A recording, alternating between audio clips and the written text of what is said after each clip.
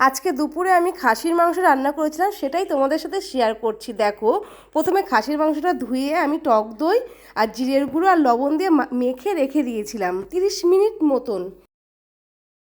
মেখে দিয়ে আমি ওটাকে প্রেশার কুকারে দিয়ে দিয়েছি। ওই 3 থেকে 4টে সিটি পড়েছে। তারপর যাই হোক, আমি এরকমভাবেই মাংসটা রান্না করি। তারপরে যাই হোক, আলুগুলো আমি ভেজে নিলাম। ভেজে টেজে আমি ওইটা ভাজছি, তার মাঝখানে কিছু কথা বলছি তোমাদের সাথে। আজকে আমি রান্নার ভিডিও শেয়ার করলাম, রিলস তো অবশ্যই শেয়ার করব, কারণ বড় ভিডিও রান্নারটাই আমি ভাবলাম একটু শেয়ার করি। তার মাঝখানে দেখো, আমি পেঁয়াজগুলো ভেজে একটা পেস্ট বানিয়ে রেখেছিলাম, আদা, কাঁচা লঙ্কা, রসুন আর একটু জিরে বাটা, সব কিছু দিয়ে একটু ভালো করে সুন্দরভাবে কষিয়ে নিচ্ছি।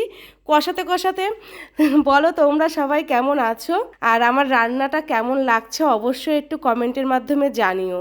আর যেরকম দেয় লবণ, হলুদ, এইগুলো একটু রেড চিলি পাউডার দিয়ে দিচ্ছি। দিয়ে একটু যাই হোক একটু কষাতে হবে। এই রান্না তো সবাই জানে, তার মাঝখানেও ভাবছি একটু কথা বলি তোমাদের সাথে, কারণ আমার বন্ধুরা জানোই এখন ফেসবুক অনেক নিয়ম করে দিয়েছে।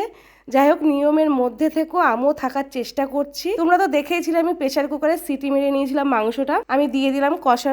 যাই হোক, একটু কষছে, কষাতে কষাতে তোমাদের সাথে আমি যেটা বলছিলাম যে কথা বলছি, তো যেটা বলছিলাম ফেসবুক সত্যি আমাদের অনেক কিছু মানে আস্তে আস্তে দিচ্ছে।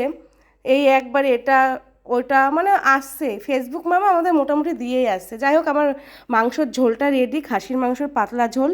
সত্যি খুব সুন্দর হয়েছিল। টাটা। আর কেমন হয়েছে বলো।